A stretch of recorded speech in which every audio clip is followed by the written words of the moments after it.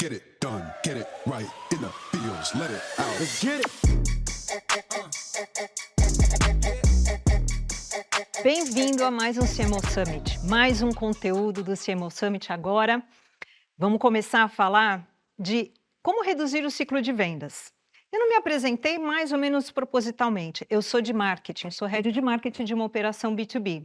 E ao longo dos anos eu venho percebendo como é que a gente pode trabalhar vendas e marketing ao mesmo tempo. Por isso que tem aí na apresentação o revezamento. Quando a gente olha e vê o que é o revezamento no atletismo, ele pode ter duas modalidades, ou 4 por 100 ou 4 por 400 metros.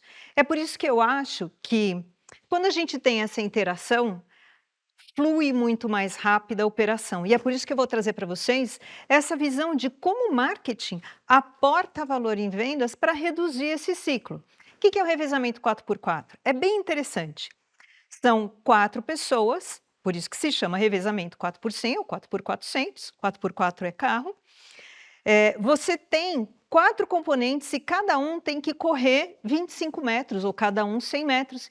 E esse bastão, ele é demarcado para passar de mão em mão. E é isso que eu acho que a gente tem que começar a entender dentro da operação da gente para saber o momento certo da gente passar bastão para a área de vendas e com isso ajudar eles a reduzir o ciclo de vendas. O que é essa parte de passar o bastão? É, na verdade, a gente olhar também e sentar e ver qual é a nossa estratégia de corrida. Vão ter corridas que o primeiro corredor é o que vai dar o sprint mais rápido, tem outras que a gente guarda mais para o final. Mas o que importa é a gente olhar e ver como é que eu aporto o valor nessa cadeia. E quando a gente está falando de construir valor e de aportar essa ajuda, quando a gente olha, como é que é o ciclo de vendas? Como é que a gente imagina isso no B2B? Eu costumo brincar muito dizendo que tudo que é verdadeiro na vida é verdadeiro no marketing. A gente tem várias etapas, mas vamos começar olhando esse ciclo de vendas de uma maneira bem ampla. Qual que é o primeiro momento desse ciclo para a gente construir valor? O primeiro deles é me perguntar quem é a empresa. Quando a gente se coloca aqui no lugar do comprador, qual é a primeira coisa? Não adianta só eu prospectar. Tá bom, eu vou lá, prospecto, mas o que vem na cabeça dessa pessoa? Quem é essa empresa? Imaginem vocês, vamos pegar um exemplo aqui bem da vida pessoal. Vou comprar um apartamento. Qual é a primeira pergunta que você faz? Quem é essa construtora? Qual é a solidez que ela me dá? Ela tem capacidade de entregar? Se eu tiver algum problema financeiro, se ela não puder entregar, ela vai conseguir me devolver esse dinheiro?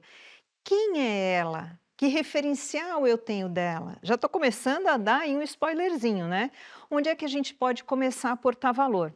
Esse momento ele é muito, muito importante, porque é aí que você começa a construir o que é essa empresa, o que ela pode estar te oferecendo, mas principalmente assim, eu começo a ter que responder para esse cliente coisas do gênero: balanço dele é ok?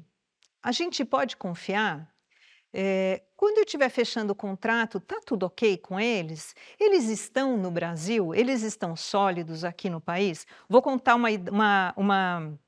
um caso bem interessante, caso modo de dizer, né? Mas um case bem interessante.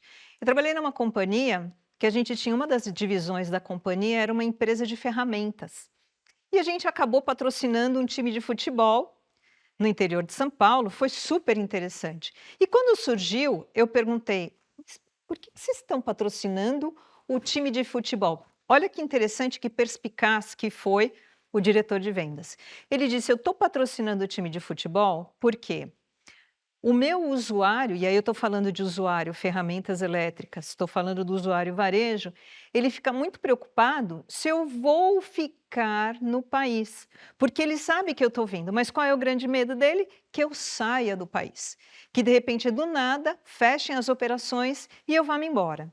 Então a maneira de eu dizer para ele: não, estamos sólidos aqui no país, foi patrocinar o time de futebol, porque aí a gente tinha uma dupla função. Olha que interessante quando a gente começa a olhar. A dupla função era, o usuário final começa a me conhecer melhor, porque afinal de contas futebol é um esporte super popular, né? A gente está falando aí de esportes. E o segundo é, sendo popular, mais gente vai conhecer a minha marca e eu vou me aproximar desse público. A cidade do interior era onde ele tinha a maior base dele. E, em segundo lugar, eu tinha um compromisso com o time e com a sociedade. Então, a possibilidade de eu sair do país era muito baixa. Então, a estratégia era para quando esse consumidor B2B pensasse quem é a empresa, ele já ia ter uma ideia de solidez. Não, olha, patrocina, tem dinheiro. Então, se acontecer alguma coisa, a gente sempre fala disso, né? Se acontecer alguma coisa com a minha empresa, que estou comprando a sua solução, der alguma coisa errada, vou ter condições de ser ressarcido? B2B é uma coisa assim muito delicada nesse ponto. Então, o primeiro é, quem é essa empresa? Como é que a gente ganha tempo nisso? Já vou começar a falar um pouquinho. Se isso é claro e se isso é verdade, e se essa análise de balanço vai ser feita pela empresa pela qual você quer vender, por que não colocar isso, não incluir isso no teu processo de qualificação? Enquanto o SDR está lá conversando, né, qualificando, entendendo se aquela pessoa que você está falando, enquanto esse Sales Development Rep, né, que é a sigla do SDR, esse cara de pré-vendas está lá, conversando, tentando entender o movimento, por que ele não fala, olha, posso te mandar um vídeo da minha empresa? E neste vídeo, necessariamente, a gente vai ter que fazer o quê? Colocar quantos anos, né, de operação, quantas filiais no Brasil, quantas filiais no mundo. Você começa a rechear ele de conteúdo. Por quê? Este primeiro passo de quem é você na fila do pão? Quem é a sua empresa? A gente já começa a encurtar, porque o nosso papel também é encurtar esse ciclo, construindo essa minha credibilidade, porque eu não consigo pegar esse ciclo e diminuir o timing e economizar junto com o cliente essa informação que ele fala, passa para a próxima. Esse foi o primeiro momento. Qual que é o segundo momento? Tá bom, já entendi. E aí? O que você faz por mim? Aqui é um momento super, super crítico do ciclo de vendas, que é a hora que a gente tem que ajudar muito vendas, e vendas ajudar muito a gente, para a gente interpretar e identificar a dor do cliente. Tem que ser a dor, gente. Vocês já devem ter ouvido várias palestras da dor do cliente, do perfil ideal do cliente. Eu tenho que entender qual é a dor que eu estou sanando dele. Vamos voltar de novo ao edifício lá? Eu vou comprar meu apartamento. Qual é o movimento normal, né? Olha, vamos aqui, senta aqui, custa tanto, você financia, não dá para pagar. Ninguém para perguntar para você qual é o teu perfil. Por que você está pensando naquele bairro?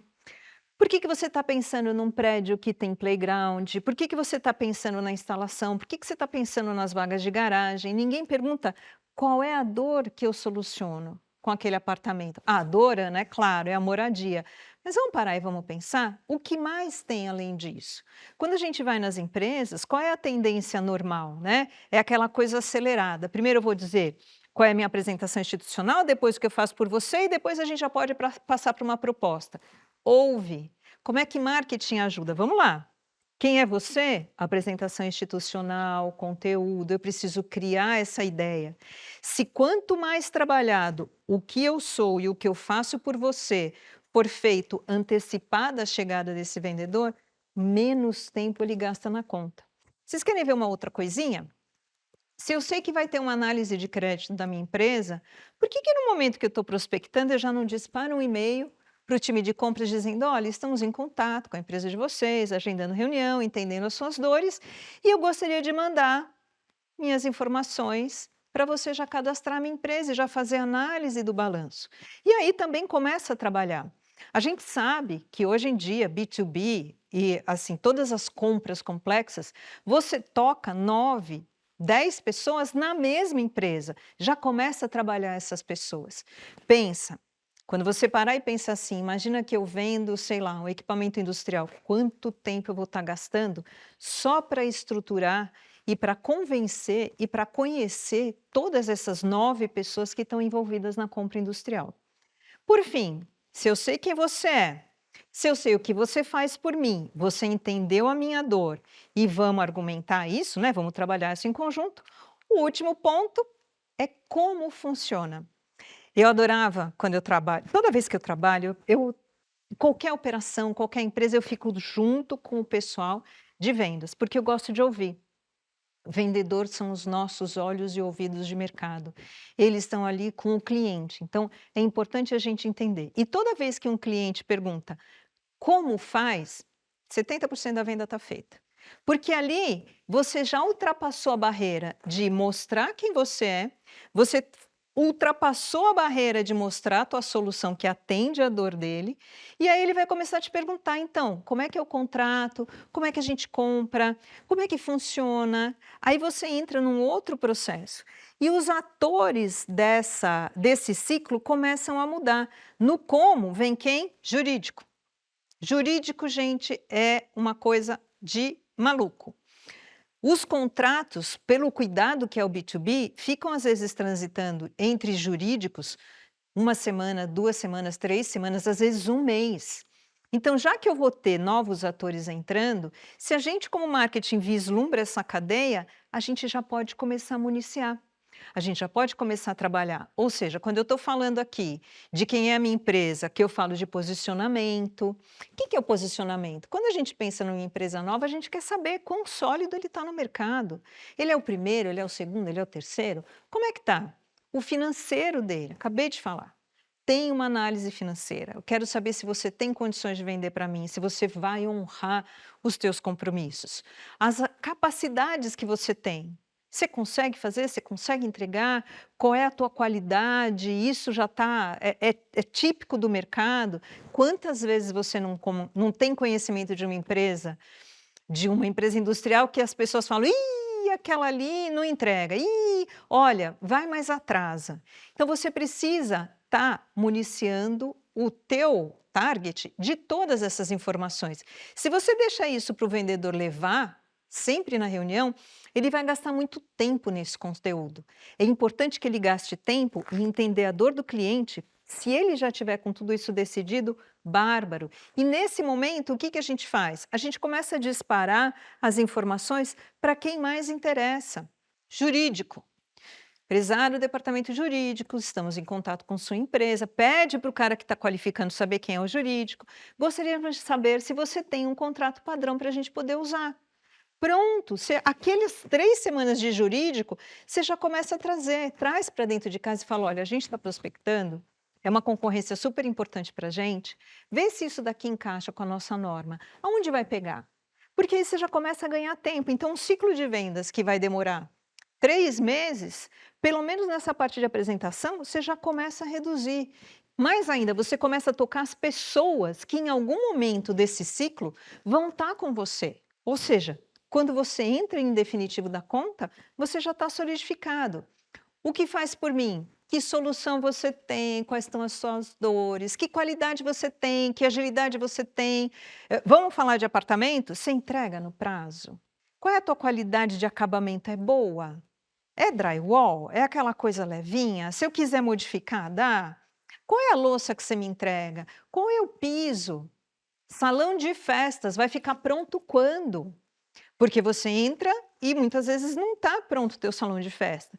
Então, tudo isso a gente vai trabalhando. E, por fim, o como é a mecânica. Como que é? Preço, valor. Valor é diferente de preço. Tem uma amiga muito querida que fala, tudo tem seu preço e seu valor.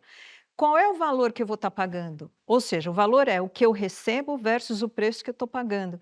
Eles são equilibrados ou não? Qual é o prazo? Ou seja, a gente assina, como é que funciona? Neste momento, é muito bacana também você já começar a pegar dentro da empresa e estabelecer. Gente, olha, a gente vai fechar um contrato, o que vai acontecer? Daqui 15 dias a gente fechou, a gente vai fazer uma reunião com todos os funcionários, vamos fazer o lançamento da solução, da nossa implantação. A cada mês a gente senta e vê como está o andamento do projeto. Enfim, aí você já coloca o teu como, fica bem claro. Por isso que eu falo do bastão. A gente consegue fazer uma série de trabalhos, de economias de tempo, de estar resumindo, antes do vendedor estar indo na conta, realizar todo o trabalho dele. Qual é o papel real do vendedor? É ir lá, entendedor, elaborar a proposta. E aí, o que que a gente faz? Na hora certa, a gente passa o bastão. Fechou o contrato? Cara, a gente já falou com o teu jurídico, tá aqui, ó, funcionou assim. E aí você decide como você vai estar dentro dessa conta e qual é a velocidade que você vai estar batendo. Se eu pegar isso, são três, né, três vertentes bem simples, e dividir. Tem uma metodologia chamada Aclivus, que eu gosto muito, ela é muito antiga, não vou confessar a idade, mas ela coloca as etapas. Ela coloca basicamente 8 etapas que a gente constrói o valor dentro de uma conta. Se a gente parar para pensar numa compra completa.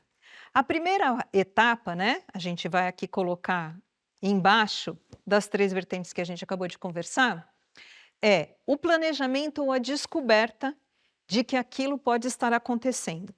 Muitas vezes a empresa nem sabe. Vou dar um exemplo aqui.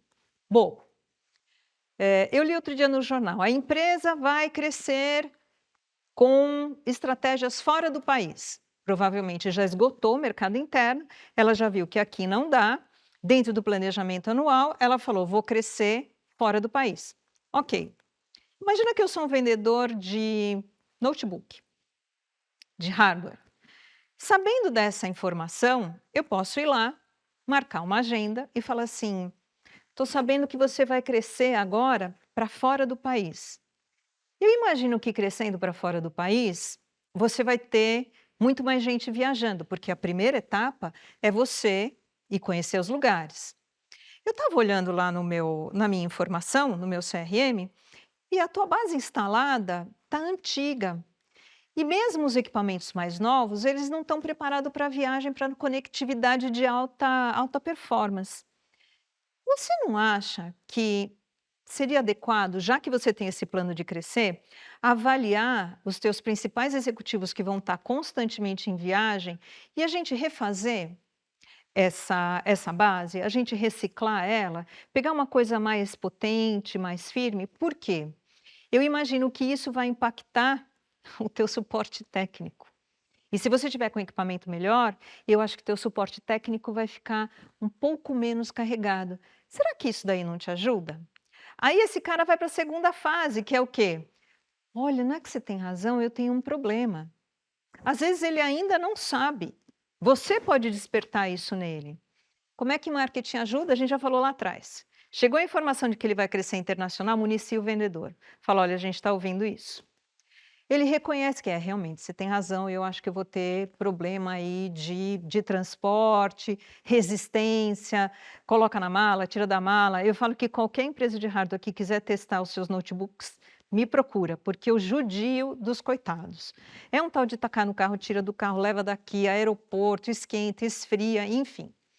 Descobri o meu problema, qual que é a próxima fase? Aí eu vou considerar o quê? As soluções. Voltar nesse mesmo exemplo, ele fala, bom, realmente eu posso trocar aqui meu notebook. Informação importante. Se você chega nesse primeiro momento, que é o quem é você, o que você faz por mim, nesses 3, a probabilidade de você ser o cara para pautar o tipo de equipamento e o tipo de solução que ele precisa é muito grande.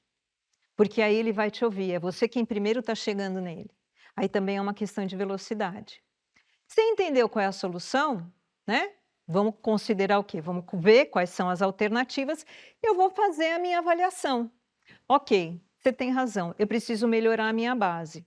E não é só notebook, já começa a ir para o hardware inteiro. E o teu servidor? Teu servidor está aguentando? Você vai ter muita conectividade. Como é que está a tua telefonia? Né? O teu pacote de dados está funcionando? Quando você ajuda ele a encontrar a solução, você vem junto com ele nessa cadeia. Como é que a gente ajuda? A gente não tem sistema de informação integrado? Passa isso para a força de vendas. O cliente começa o quê? Avaliar a alternativa. Quem são as empresas de hardware com as quais eu posso trabalhar? Nisso ela oferece, faz a famosa cotação, joga a cotação no mercado, lembrando que se eu já cheguei antes, eu entendo direitinho o que ele vai colocar no mercado, eu já sei exatamente como montar minha proposta. Ele finalmente toma uma decisão. Vamos pela empresa X, vamos comprar dele, já tenho a confiabilidade, já sei quem é, já sei como funciona, vamos por aí. O passo seguinte, o que que é? Vamos fazer o contrato. Eu acabei de falar, esse contrato às vezes demora 3 semanas. O que você fez em 1 semana, o contrato pode parar. Não é que isso é errado ou que é certo, é as características, porque pensa que a área jurídica da sua empresa não está cuidando só do seu contrato exclusivo, ele tem milhões de outras coisas. Fechou o contrato, temos a proposta, tudo certinho, estamos alinhados, próximo passo, eu vou implementar. E aí, em seguida da implementação, eu vou acompanhar. Aí eu queria, junto com vocês, colocar mais um elemento nesse gráfico. E se eu agregar aqui grau de dificuldade e tempo que eu costumo usar em cada uma das etapas. Normalmente, quando a gente olha o mercado, a gente vê que o tempo ideal a ser gasto seria no planejamento, depois na descoberta, depois na construção, né, da solução e quem são as tuas alternativas. Por quê? Porque é neste momento que você está junto com o teu cliente. Quando ele já tem a solicitação de proposta na rua, e isso chega, é uma questão mecânica. Tem empresas que não são nem a área solicitante da RFP, né, Request for Proposal, como a gente chama no mercado, muitas vezes não são nem eles que fazem a decisão. A decisão, o tempo é relativamente pequeno. Lógico, se for colegiado, se tiver muita gente, demora. É normal. Mas é uma parte muito mecânica. Ali eu simplesmente realizo, ok, entendemos. Muitas vezes isso vai para a área de compras, ele faz uma comparação lógica, fala, não, é essa empresa, essa é a vendedora, ele manda uma informação super fria e lá se fecha o contrato. Aí o contrato, como eu falei, ele é trabalhoso, principalmente no B2B, em venda complexa, ele toma tempo. Aí a gente implementa, ou seja, como é que vai ser, quando vai entregar, como é que eu vou testar, e acompanha.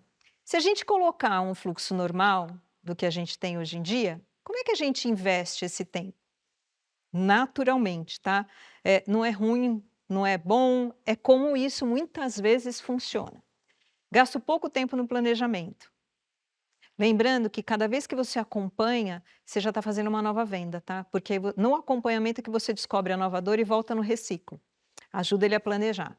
A gente gasta um pouquinho de tempo maior ajudando ele a conhecer, né, a solução do problema, entender o que ele tem.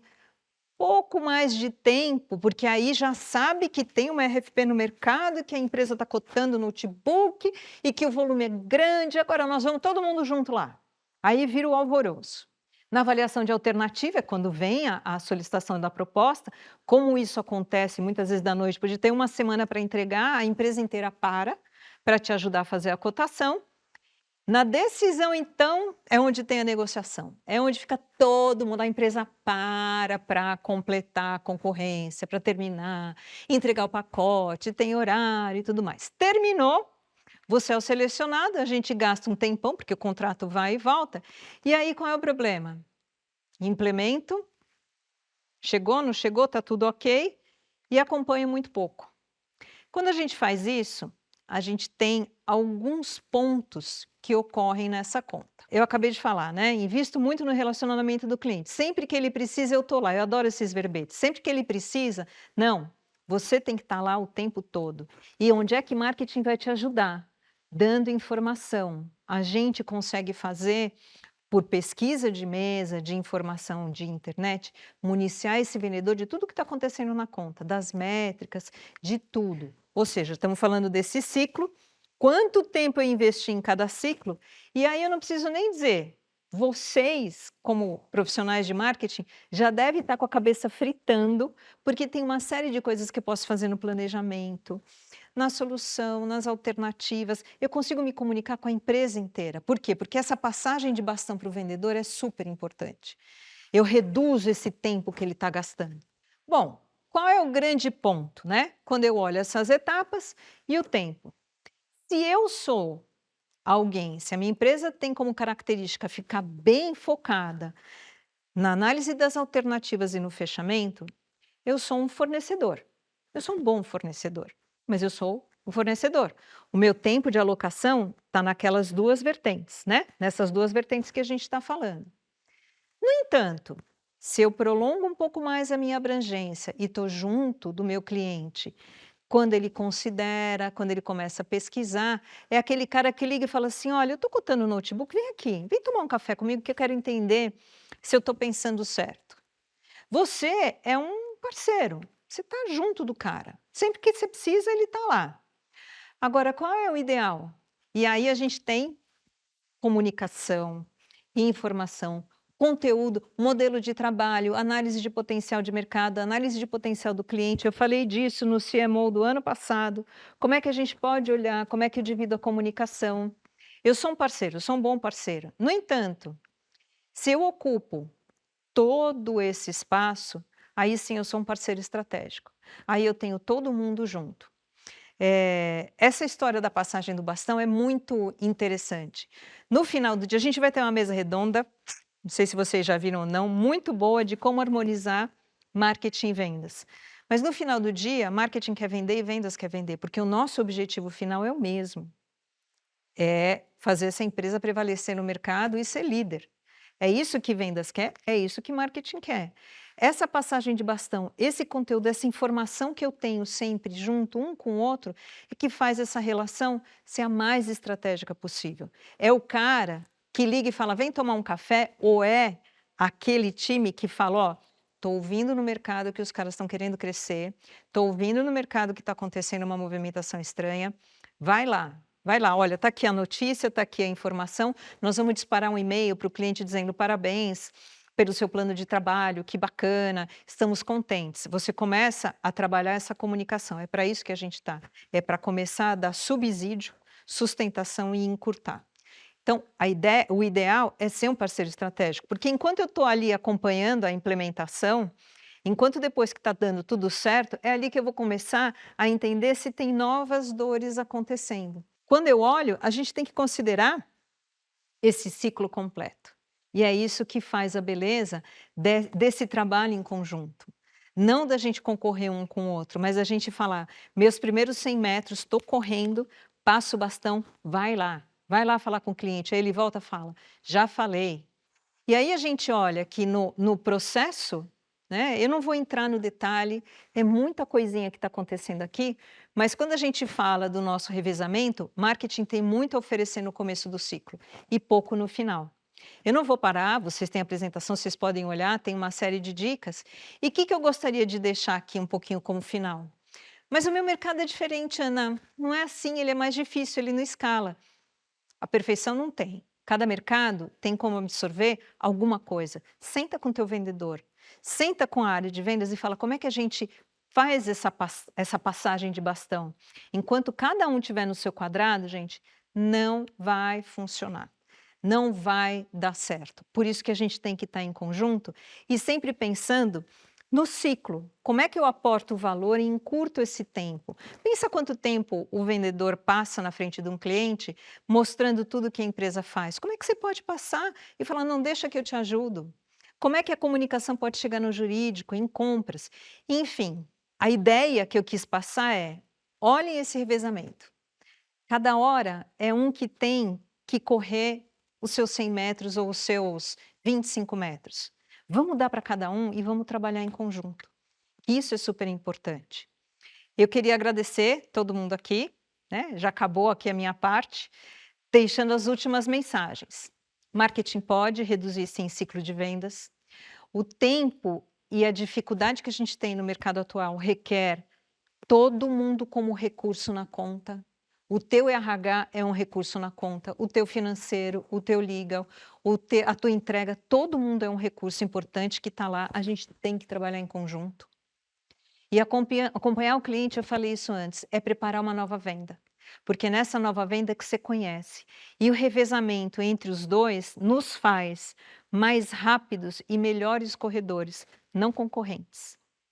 Eu termino com essa mensagem, eu acho que a gente tem muita coisa para somar, cada um tem o seu talento, sua habilidade.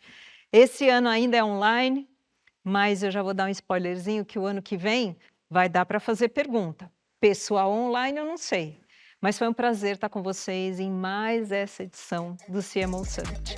Até mais!